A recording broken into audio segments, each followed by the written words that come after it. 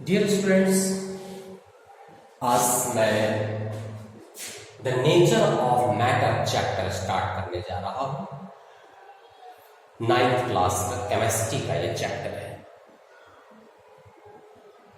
सबसे पहले इसमें यूज हुआ है मैटर शब्द, तो हम पहले ये समझ लेते हैं कि व्हाट इज मैटर। मैटर क्या है?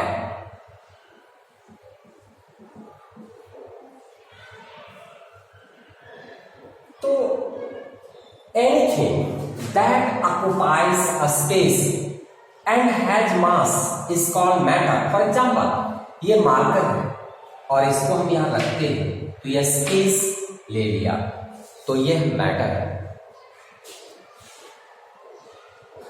हम कहीं खड़े हैं तो हम भी स्पेस ले रहे हैं, तो हम भी एक मैटर है। वह स्पेस एरिया में हो या वॉल्यूम में हो या दोनों में हो। जो वॉल्यूम में है देखा जाए तो वो दोनों में होता ही। तो दुनिया में जितने भी चीज हैं जो स्पेस लेता है, जिनका कोई मास है, वह मैटर है। जैसे फॉर एग्जांपल एयर, आप गुब्बारे में एयर भर लेते हैं तो एयर भी स्पेस ले रहा है गुब्बारे के अंदर, और जिसकी वजह से ये खुला हुआ है और इसका मास भी होता है। तो इसका मतलब क्या है कि एयर भी एक मैटर है। तो इस तरह से हम एक डेफिनेशन एग्जाम में लिखने के लिए, एक भाषा में हम इस मैटर को समझ लिए, एक भाषा बनाने के लिए हम क्या लिखेंगे, एग्जाम में क्या लिखेंगे, तो हम बस जो आपको बताया वही लिखना है। इसमें याद करने की कोई जरूरत नहीं है। मैटर क्या है? Anything that occupies a space and has mass is called matter. Write down. Anything that have any things कर दीजिए, that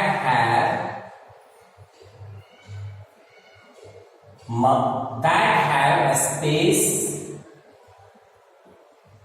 and mass। have के जगह आप occupies यूज कर सकते हैं। Anything that occupies यूज कर दीजिए, एक ही बात है।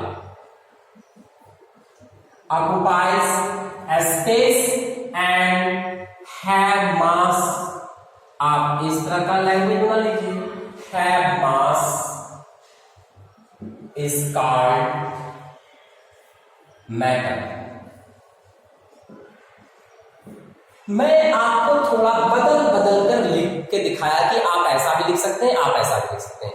ऐसा मैंने इसलिए किया, एकदम रटने के, साइंस को एकदम रटने के व्यू से मत पढ़िए, समझिए वो क्या है और आप अपनी लैंग्वेज लिख सकते हैं। जो आप समझे हैं उसको अपनी भाषा में लिखिए, आपको मार्क्स मिलेंगे। तो आपने यहां देखा anything that occupies a space and have mass, that occupies a space and have mass is called matter। उसको हम क्या कहते हैं? मैटर कहते हैं। ठीक है। अब मैटर को फिजिकल स्टेट के अकॉर्डिंग टू फिजिकल स्टेट के अकॉर्डिंग तीन भागों में बांटा गया है। According to physical state mass, according to physical state matter को जो है वह तीन भागों में बांटा गया है। कितने भागों में? 3 पार्ट्स में। आप ड्रॉ कर सकते हैं इस तरह से इंडिकेट करने के लिए। Solid, liquid and gases. Gas. Solid क्या होता है? सॉलिड में आपका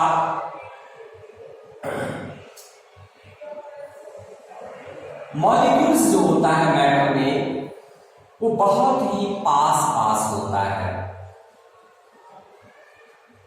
जिसके कारण that's why it is very rigid. Rigid means ठोस, बहुत ही कठोर होता है। आपने देखा आयरन सॉलिड है, वुड सॉलिड है, हम उसको कंप्रेस करते हैं, कंप्रेस नहीं। इसी तरह से लिक्विड है, पर लिक्विड में इन मॉलिक्यूल्स जो है उसके आपस में थोड़े स्पेसियस होते हैं। इंटरमॉलिक्यूलर फोर्स, इंटरमॉलिक्यूलर स्पेस इसमें ज्यादा होता है, आप देख सकते हैं। और गैसियस केस में इससे भी ज्यादा इंटरमॉलिक्यूलर स्पेस होता है। इट मीन्स हम चेंज समझ सकते हैं कि it is solid difference from liquid. Why? Due two atoms. Liquid difference in nature, in gas. Why? Because their atoms are differently arranged, अलग तरह से अरेंज है। तो ये साफ हमें सॉलिड, लिक्विड, गैस दिखाई दे रहा है, पर समझ में भी आ गया। इसको जब हम दबाते हैं, रिजिड करते हैं, नहीं होता है, बहुत कम होता है। यह भी बहुत कम होता है, लेकिन ये बहुत ज्यादा होता है। एक तो ये डिफरेंस हो गया कि वो रिजिड होता है, यह जो है फ्लो नहीं करता, ये फ्लूइड नहीं है, पर ये फ्लूइड है, फ्लो करता है, और यह उससे भी ज्यादा फ्लो करता है। ये तो एरिया में फ्लो कर सकता है, ये वॉल्यूम में फ्लो कर सकता है। इसलिए हम इस दोनों को बोल सकते हैं फ्लूइड, क्योंकि ये फ्लो कर रहा है, ये दोनों ही फ्लूइड है।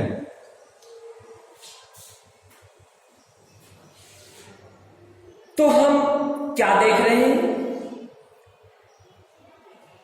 एक डिफरेंस यदि एग्जाम में आ गया कि what is the difference between solid, liquid and gas, तो हम लिखेंगे क्या? इसके लिए मैं कुछ पॉइंट्स आपको बता दूं। तो इसका क्या है? It has fixed shape and size बोल सकते हैं, लेकिन क्या इसका फिक्स साइज है? No, no fixed shape and size. जैसा कि आप जानते हैं कि इसको जिस पॉट में लिक्विड को रख देंगे उसी का शेप हो जाएगा। आप इसे ग्लास में रख देंगे तो ग्लास का शेप ले लेगा, आप इसको बकेट में रख देंगे तो बकेट का शेप ले लेगा।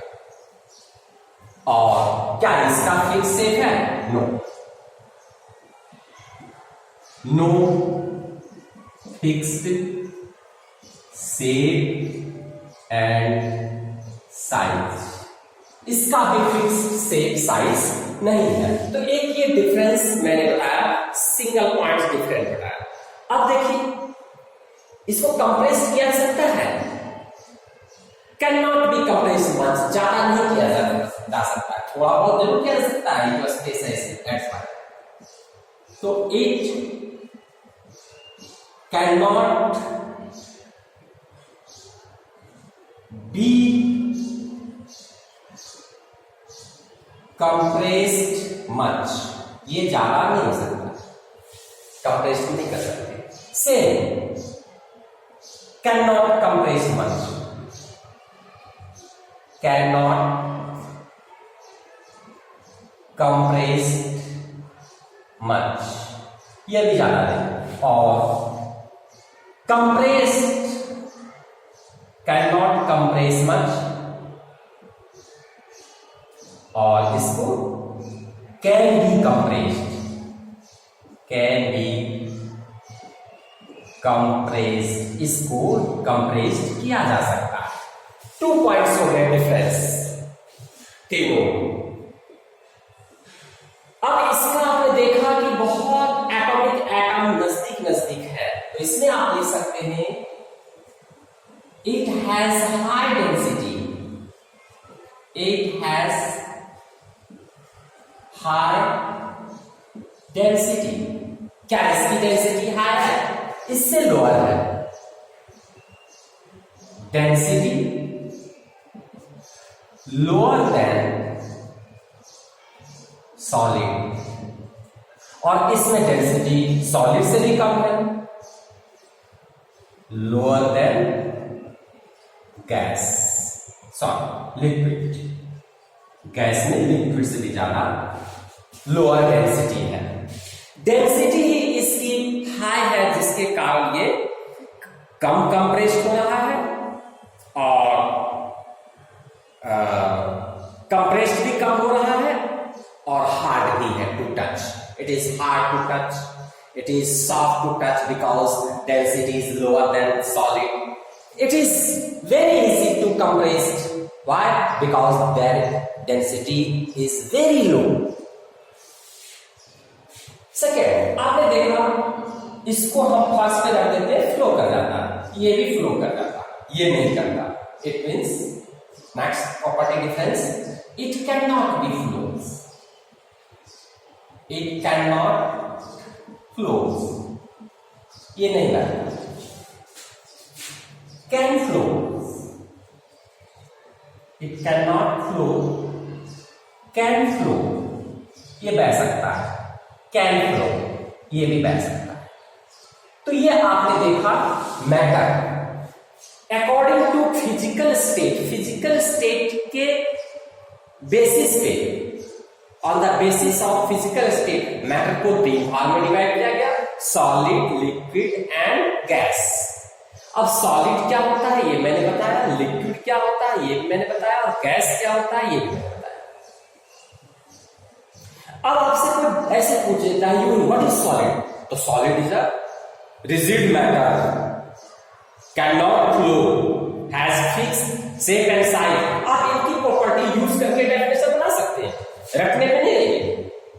लिक्विड क्या है, कोई आपसे पूछ दिया व्हाट इज लिक्विड, आप इन प्रॉपर्टीज को ध्यान में रख सकते हैं। Liquid is a matter which has not fixed shape and size and it can flows. इसी तरह से आप इसकी भी डेफिनेशन बना सकते हैं, रखने की कोई विशेष बात नहीं है। अब आपने देख लिया, समझ में आ गया आपको कि सॉलिड, लिक्विड, गैसेस क्या होता है। नेक्स्ट, मैटर को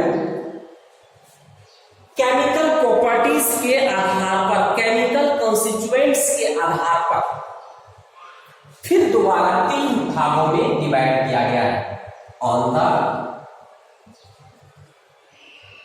द बेसिस ऑफ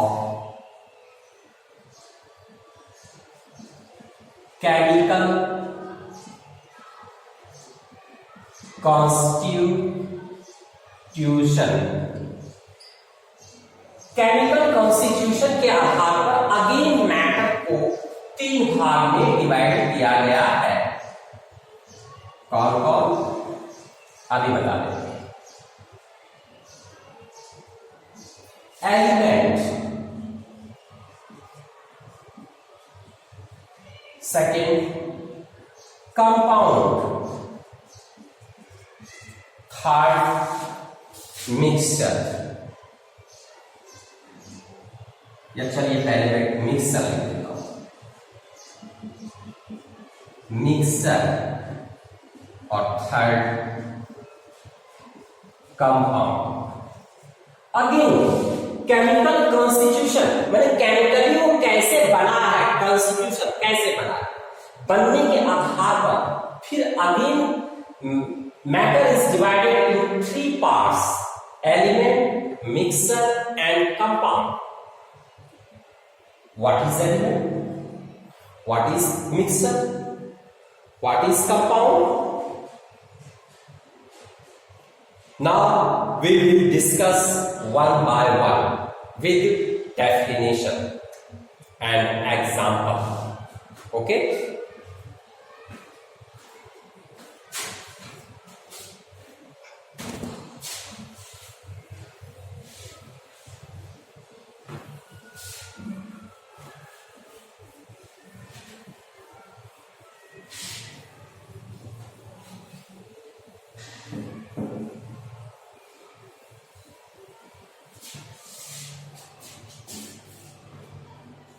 Mixture क्या एलिमेंट्स क्या है? Elements is a substance that can not be split into two और more simpler substance by using chemical method. जैसे आपका एलिमेंट्स मैं बताने जा रहा हूं, एलिमेंट्स क्या है? आपने सुना है आयरन, एग्जाम्पल पहले लेते हैं। आयरन, आयरन क्या है? एक एलिमेंट है। आपने सुना है गोल्ड, व्हाट इज गोल्ड? एक एलिमेंट है। आपने सुना है ऑक्सीजन, व्हाट इज दिस? यह एक गैस है।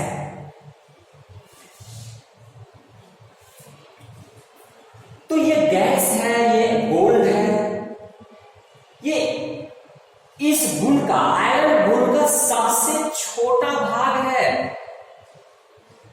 Smallest part of this nature.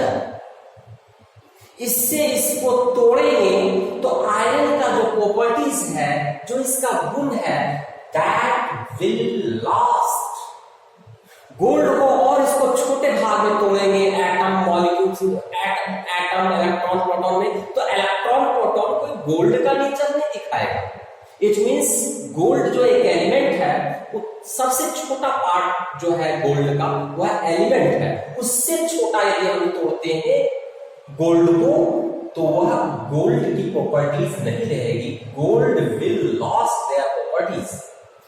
इस आधार पर हम एलिमेंट को डिफाइन कर सकते हैं। क्या, कैसे?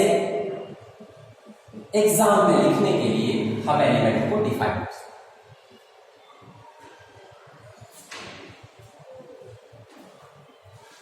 The chemical substance, the chemical substance that cannot be split, means तोड़ना, cannot be splitted into simpler substance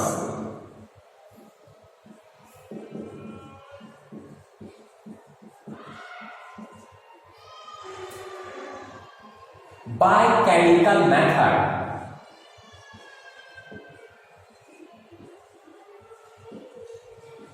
यानी केमिकल मेथड से हम किसी भी सब्सटेंस को यदि दो या दो से अधिक भागों में, can not be split into simpler substance, उसको और उससे सिंपलर सब्सटेंस में यदि हम उसको नहीं तोड़ पाते हैं, यूजुअली केमिकल मेथड से, केमिकल मेथड का मतलब होता है यानी the chemical substance that can not B splitted into simpler substances by chemical method of heat,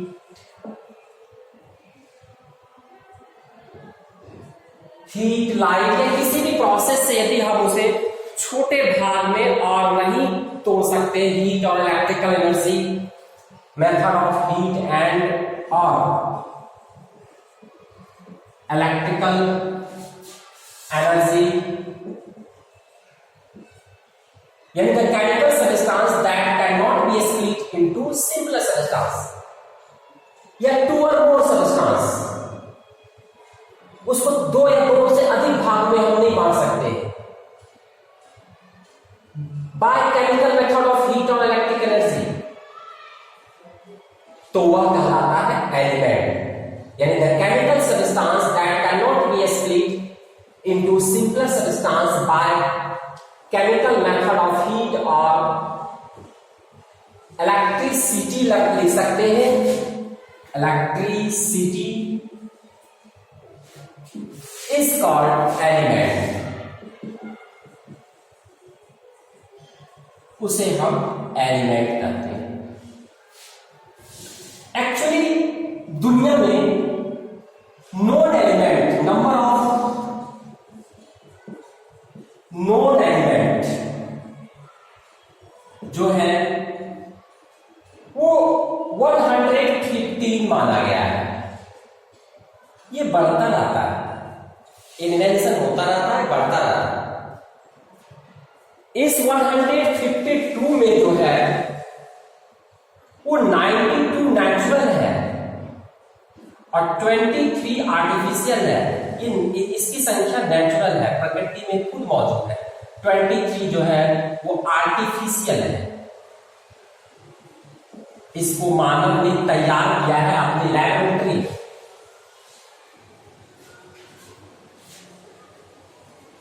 इस 115 एलिमेंट्स में 80% एलिमेंट्स जो है 80% एलिमेंट इज मेटल, वो मेटल है। मेटल और नॉन मेटल आपने सुना होगा। 20% एलिमेंट जो है वो इज नॉन मेटल।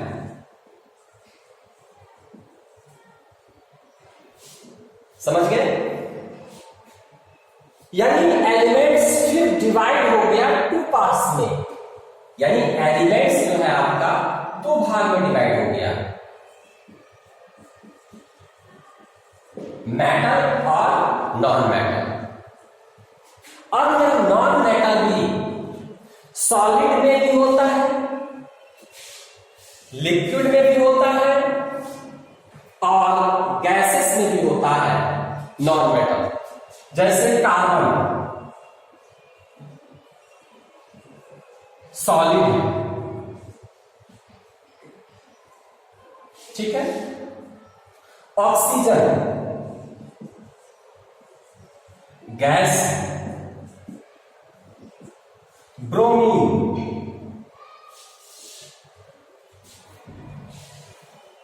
ब्रोमीन एक ऐसा अपवाद एग्जाम्पल है जो कि लिक्विड है, अकेला है। ब्रोमीन ये लिक्विड है। दुनिया में अकेला एक ब्रोमीन नॉन मेटल है जो कि लिक्विड है, बाकी सारे सॉलिड या गैस। उसी तरह से मेटल भी आपका सॉलिड में है पर गैस में नहीं है। मोस्टली सारे सॉलिड में है। All are in solid except mercury. दुनिया में अकेला एक मेटल है जो कि लिक्विड है और non metal metal gaseous form में कोई नहीं है।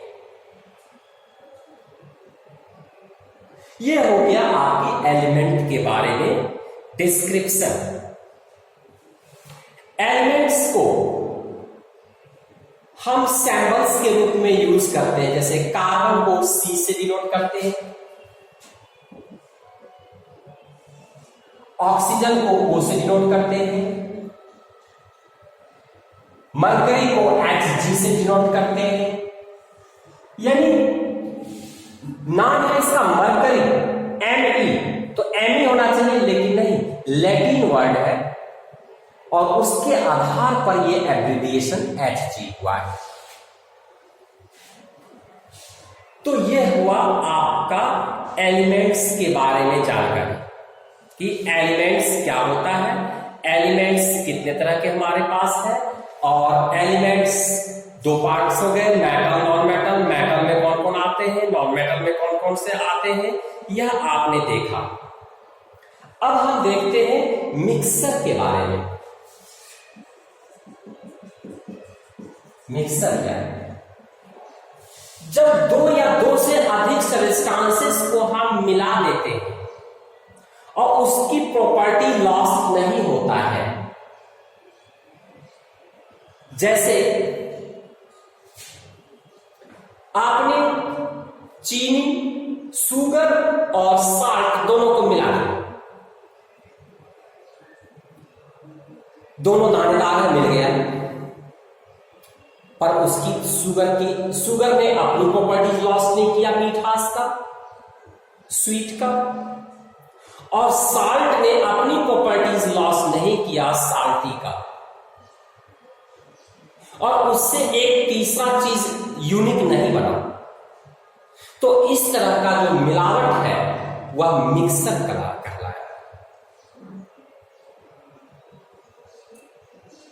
जो कि मिलाने के बाद अपनी प्रॉपर्टीज लॉस नहीं करते हैं। इसका मतलब मिक्सर हम कैसे डिफाइन कर सकते हैं कि mixture is a substance which consist of two और more element or compound not chemically combined together। वो chemically combined नहीं होता है, वो अलग अलग होता है, उसकी प्रॉपर्टीज अलग अलग विद्यमान होते हैं। फिजिकली वो कंबाइन होता है, फिजिकली वो मिल रहा है, केमिकली नहीं मिल रहा। यानी mixer is a substance which consists of two or more elements or compound not chemically combined together। यानी mixer it is a substance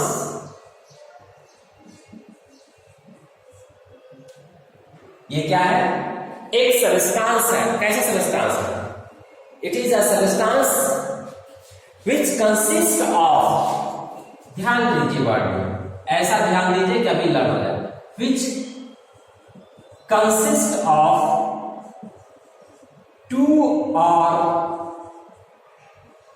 more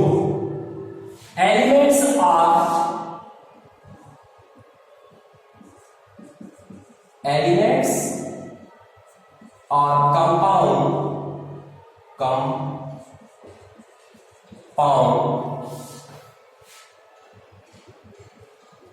not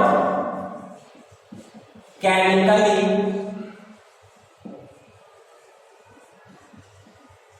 combined together। ये एक ऐसा सब्सटेंस है जो केमिकली कंबाइंड नहीं है, उसकी अपनी बाउंड्रीज होती है। एग्जांपल के तौर पर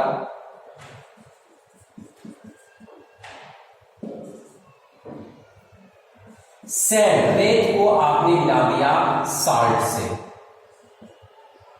ये मिला दिया, ये क्या बन गया? इन दोनों की प्रॉपर्टीज विद्यमान रहेगी, सैंड की भी और साल्ट की भी। तो यह एक मिक्सर कहलाएगा। आपने वाटर और शुगर को भी मिला दिया, वाटर को भी मिला दिया और शुगर को भी मिला दिया, यह भी एक मिक्सचर है। आपको दिख नहीं रहा है शुगर वाटर में, वाटर केवल दिख रहा है, लेकिन यह भी एक मिक्सर है। लेकिन ये दोनों दो तरह के मिक्सर हैं। मिक्सर तो है, लेकिन दोनों की प्रॉपर्टीज अलग अलग है। एक है हेमोजेनियस मिक्सर, इसको बोलते हैं हेमोजेनियस मिक्सर, इसको बोलते हैं हेट्रोजेनियस मिक्सर।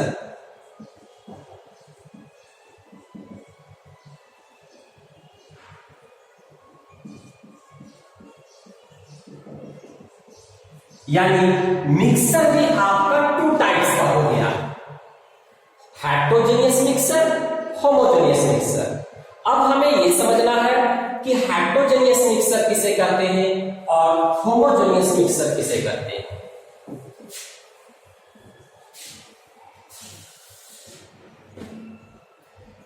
हेटेरोजेनियस मिक्सचर में यूनिफॉर्मली मिक्स नहीं होता है। हेटेरोजेनियस मिक्सचर एग्जाम्पल आपको हेटेरोजेनियस मिक्सचर का मैंने पहले ही दे दिया है। अब है कि हेटेरोजेनियस मिक्सचर किसे कहते हैं। तो heterogeneous mixture does not have uniform composition through out its mass. क्या है हेटेरोजेनियस मिक्सचर किसे कहेंगे? Heterogeneous the mixture which does not have the mixture which does not have a uniform composition, यानी the mixture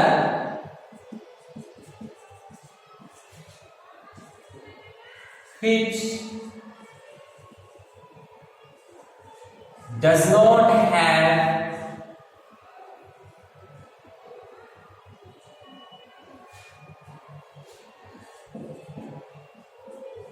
uniform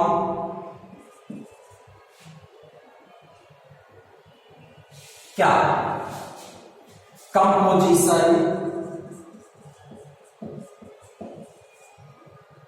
through out पूरे में उसकी uniform mixture नहीं होता है। The mixture which does not have uniform composition through out its boundary, its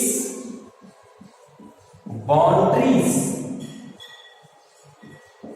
can be seen is called heterogeneous mixture। आपने देखा यदि आप सैंड या चलिए शुगर और चलिए सैंड का एग्जांपल ले लिया है, सैंड और साल्ट मिला दिए तो सैंड अलग दिखेगा। सपोज ये सैंड है और ये छोटा छोटा दाना जो है साल्ट है, तो इसकी बाउंड्री हमें दिख रही है, इसकी भी बाउंड्री दिख रही है और इसकी भी बाउंड्री दिख रही है। तो जिसकी बाउंड्री दिख रही है और कहीं शुगर ज्यादा होगा तो कहीं साल्ट कम होगा, यानी यहां लिखा हुआ है ना कि यूनिफॉर्म कंपोजिशन थ्रू आउट नहीं होता, थ्रू आउट यूनिफॉर्म कंपोजिशन नहीं होता। कहीं सैंड ज्यादा हो सकता है, कहीं साल्ट ज्यादा हो सकता है। ठीक इसका उल्टा है होमोजेनियस मिक्सचर, जो आपको यहां एग्जांपल दिया गया है। हेमोजेनियस मिक्सचर, हेमोजेनियस मिक्सचर आप इसी लैंग्वेज में लिख सकते हैं, यानी the mixture which have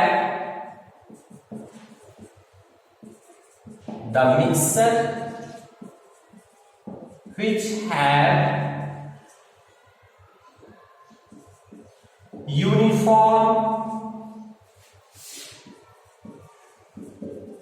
composition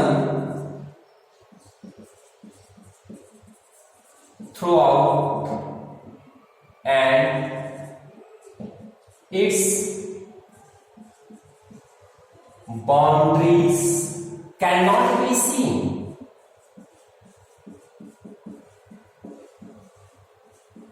इसकी बाउंड्री नहीं दिखेगी। जैसे आपने मिक्स किया है वाटर और शुगर की, तो कहां वाटर है और कहां शुगर है यह आप आइडेंटिफाइड नहीं कर सकते। और ग्लास में शरबत है वाटर और शुगर का, कहीं से पीजिए मिठास बराबर आएगा। इट मींस यूनिफॉर्मली डिस्ट्रीब्यूटेड है, उसकी कंपोजिशन यूनिफॉर्म है, तो उसको हम क्या कहते हैं? Homogeneous mixture. अब बच गया डियर कंपाउंड का मैं आपको नेक्स्ट क्लास में कंपाउंड के बारे में भी बता दूंगा और what is difference between compound and mixer यह भी हम डिस्कस कर लेंगे। फिलहाल होमवर्क में आप इसी को लर्न कीजिए, वही बेहतर होगा। और लर्न करने के बाद अपने कॉपी में लिख कर देखें कि आपको लर्न है या नहीं। धन्यवाद।